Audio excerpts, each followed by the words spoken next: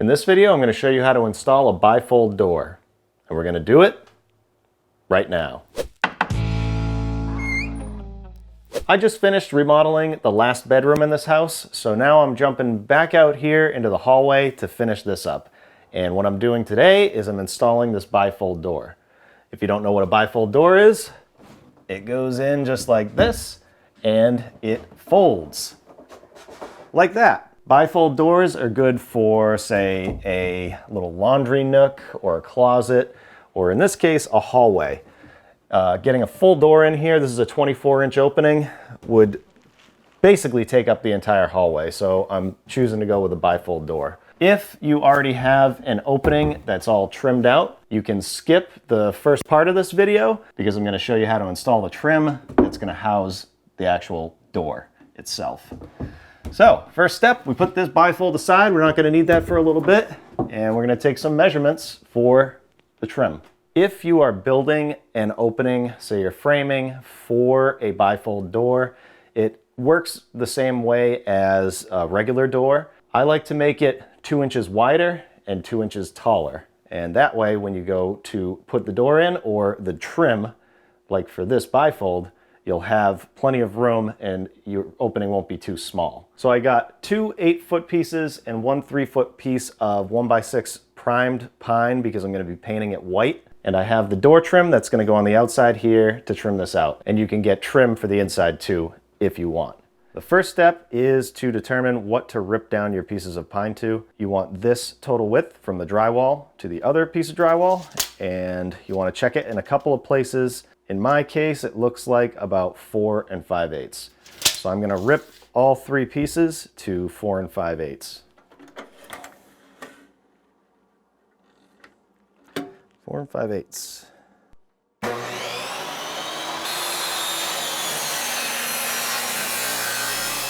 I'm going to assemble basically the frame, which is the trim around this door, and then put it into place. So I need to figure out what size to make it. So depending on the door manufacturer, you should check the instructions. They tell you to make the opening in these instructions 7/16 wider and 1.5 inches taller.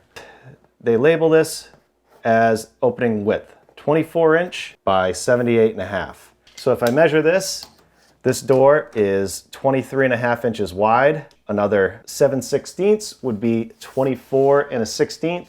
I think 24 inches is close enough. If you measure the height, it's 77 inches. So 1.5 inches bigger than that is 78.5. And you don't want it any more than 1.5 inches bigger than the door. Anything over 1.5 inches and you'll have trouble locking the pins into place, and you'll end up having to shim it down or shim it up.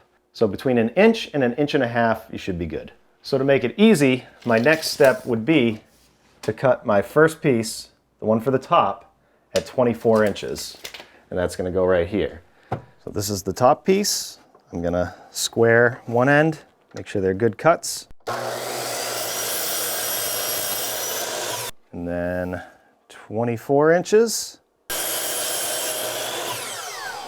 Now for the pieces that go on either side of this frame, I want those to be 78.5 inches, but I also want to add 3/4 of an inch because the top piece needs something to nail to at the top. So before I go cutting those though, at the same exact length to make them work, I want to check the floor because that's actually going to determine whether the top of the frame is level or not. Let me explain. The reason that the floor determines if this top piece is going to be level is because, let's say this side, the floor sinks a little bit, we'll say 1/4 inch.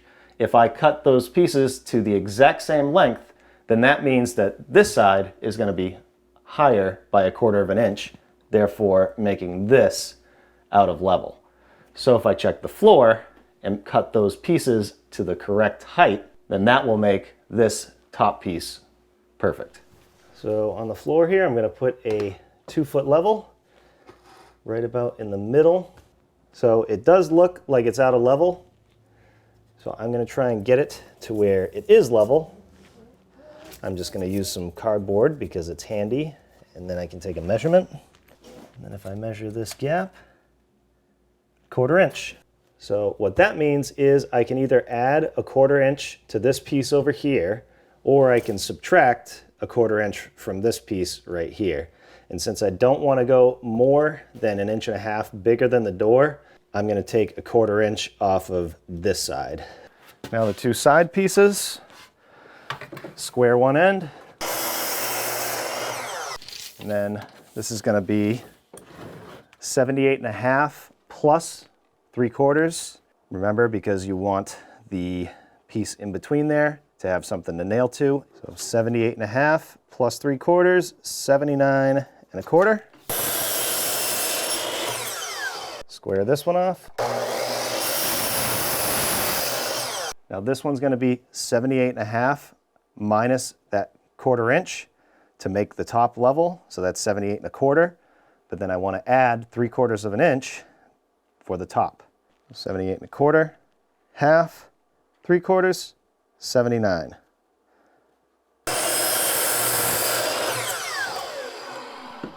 Now I'm going to take all my pieces and lay them down on a flat surface, or somewhat flat surface. My floor isn't exactly level, but I want to assemble these before I just put them in. And I'm going to line them up just like they would go in the closet. I'm going to put the ripped side of this board towards the inside of the closet, and that side is the piece that I cut shorter. Lay it out just like this. Put the best side towards what you're actually going to see, and then I can hold this tight to the top and nail them together.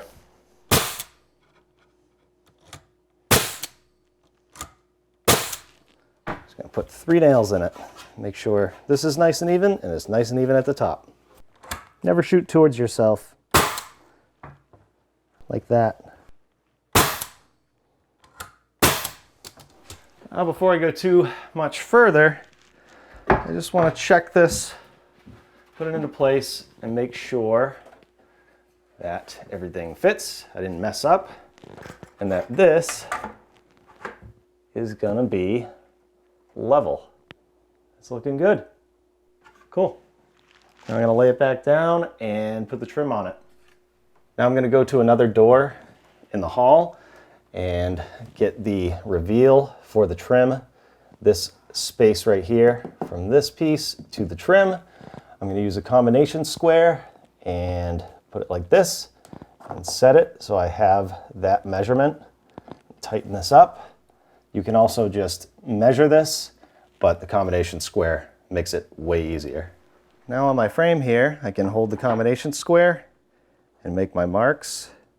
And this is where the trim is going to be attached to. And I can go around and make a couple marks all the way around here.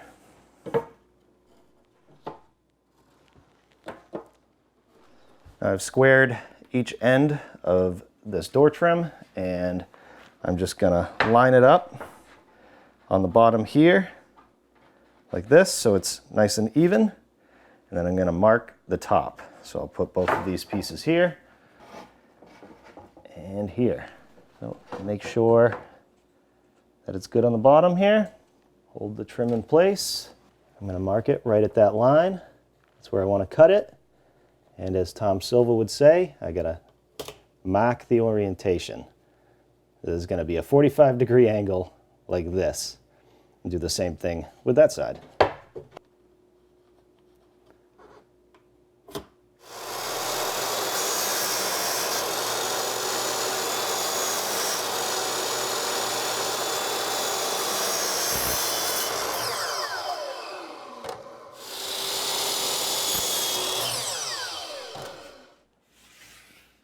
Now I can hold these to the line, make sure they're good at the bottom, and nail them into place. And just follow the line all the way down.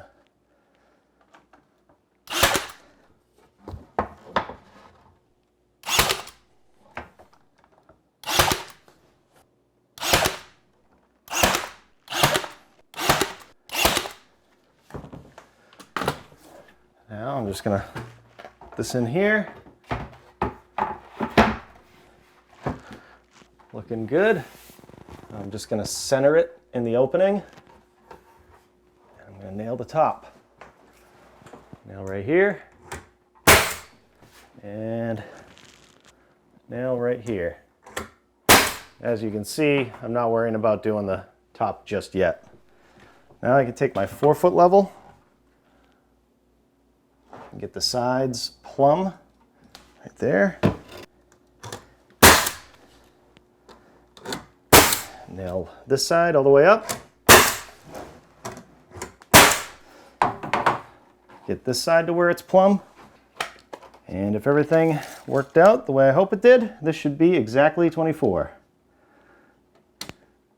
Which it is. You nail this side.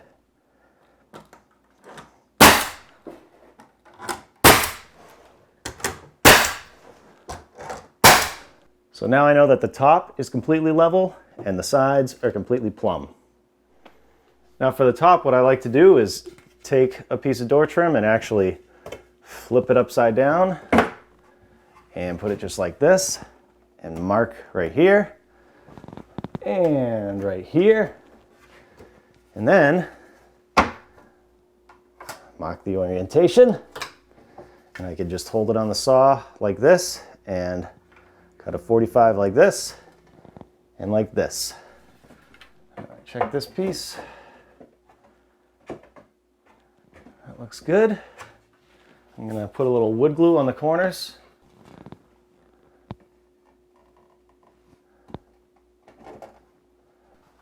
And I can nail it in place.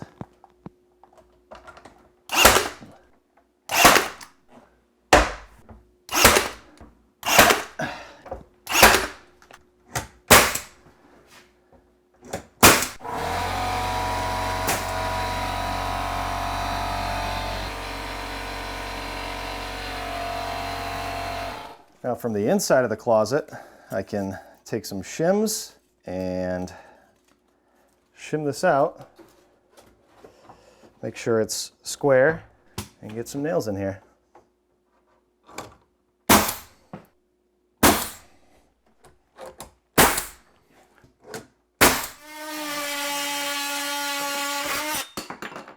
Now would be a good time to do the trim on the inside of the closet if you're doing trim.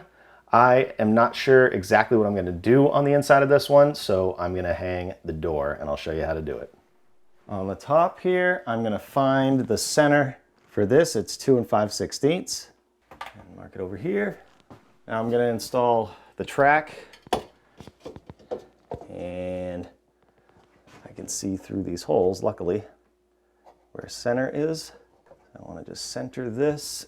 And you can actually bring this forward if you wanted to and leave it 3/4 of an inch past here. As long as it's 3/4 of an inch, the door won't overhang out here, but I like to center these. It just makes it easier. And you want to make it so that this is on whichever side is going to be pivoting. This side is where the door is going to pivot, so I want to put it on this side. Just screw this in.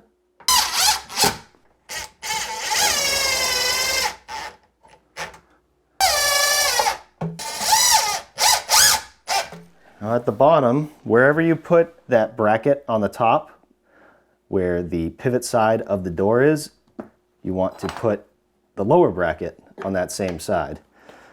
And you want to center it.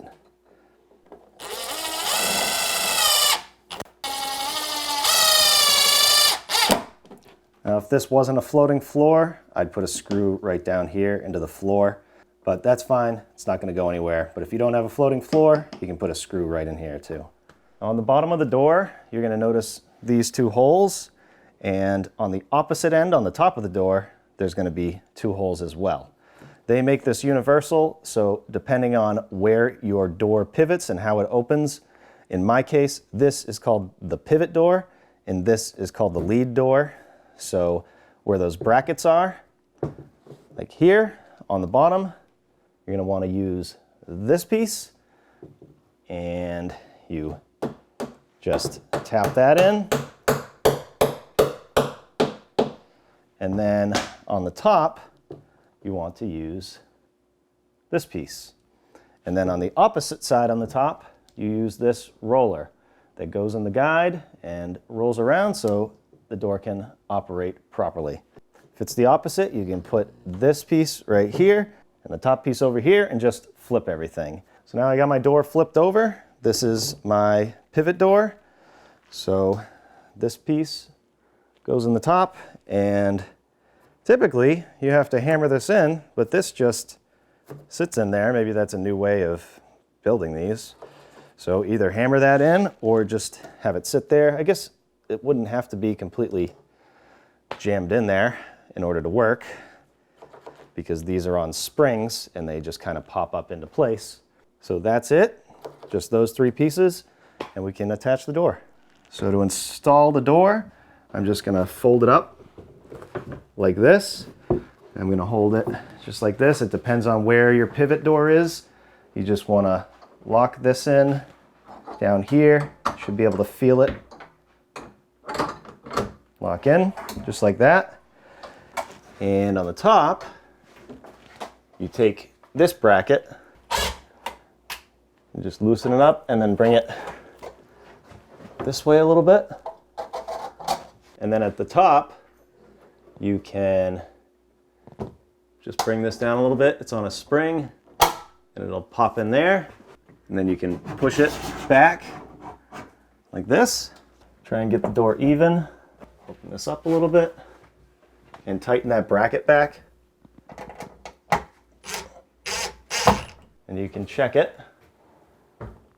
So it's not closing yet. So I want to loosen that bracket again, push it over this way a little bit, and pull up on the bracket on the bottom and push it over nice and even. There should be a little bit of a gap here and a little bit of a gap on this side, and it should be able to close fully. Now I'm just going to pop this up and move it over just a little bit. Okay, looks decent. And you can fine tune it either way, however you want these gaps to look. Now I can install the doorknob. I'm going to measure this right here from here to here, this rail. That is 6 inches.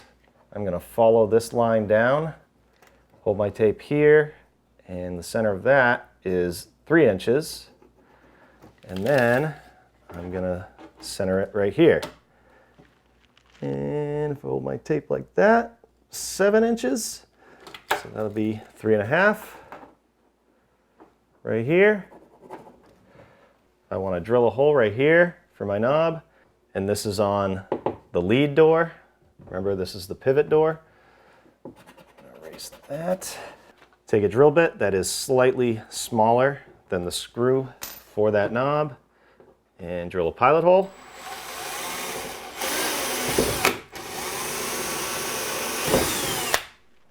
Now I can open this door up and feed that screw in through the back. It is. And I can install my knob. Okay. There we go.